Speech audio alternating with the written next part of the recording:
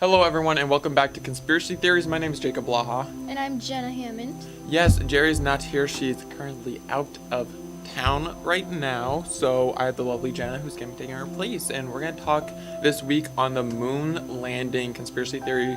And basically how the first moon landing was fake/staged by NASA and the ads of other organizations.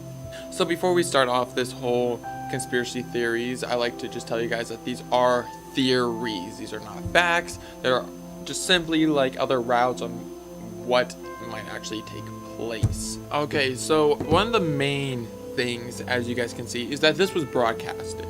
And the main thing is that the flag that they planted on the moon started to move. But in space, there is no air or wind.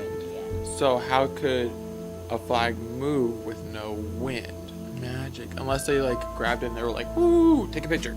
They're like, woo, woo, like movie magic. Some claims of technology sent to the men that the moon was lacking radiation belt, solar flares, solar wind, and other objects in the background, such as asteroids and stars. Because if you look in the original photo, there are no stars in the background.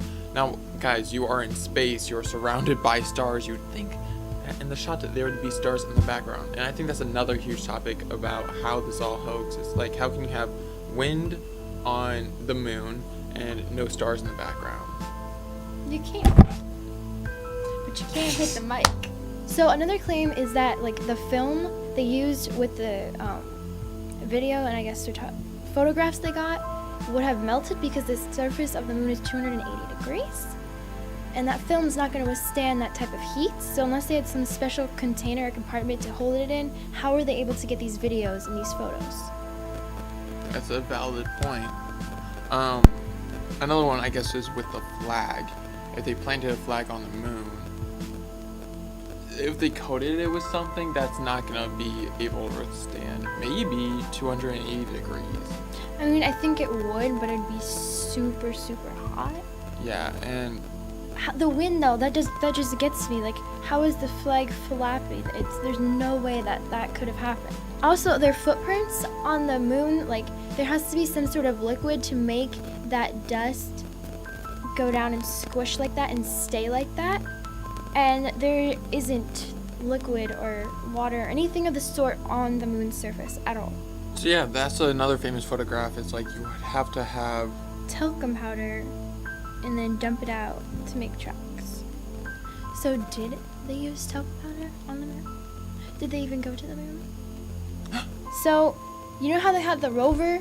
How did they fit it into the module with the people? Like, did they hide it somewhere because you gotta drop off the tail end of your rocket when you go into space? It's just too big unless they built it inside of there or they built it on the surface of the moon, which I don't think would work out. So here at WS on the newspaper team, we have a reporter named Gabe Smith, and he did an article about conspiracy theories. So if you guys are loving these conspiracy theories videos, they are now incorporated in the newspaper, and I highly go read his article because he talks about the moon landing, the Illuminati, aliens, just all your favorite things that help you get weird in the moon and like in the mood and like mystery behind them. So I'd highly go read that. Another big thing that kind of they messed up on is that the lunar modules weighed 17 tons but didn't make a dense mark like the boot did How in the soil. In the world? So it just That doesn't make sense. plus the lack of moisture, like Jen said, would not leave that detailed and deep of a print Yeah. of, you know, a shoe. Especially with the heat on it, I'm surprised that you could even bring water to the moon and just like a little less somehow get it on the ground when there's no gravity. Yeah, there's no liquid on the moon, on the face of the moon at all.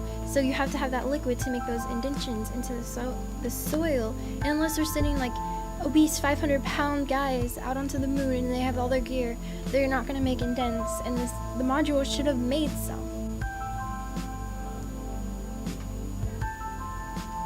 Okay.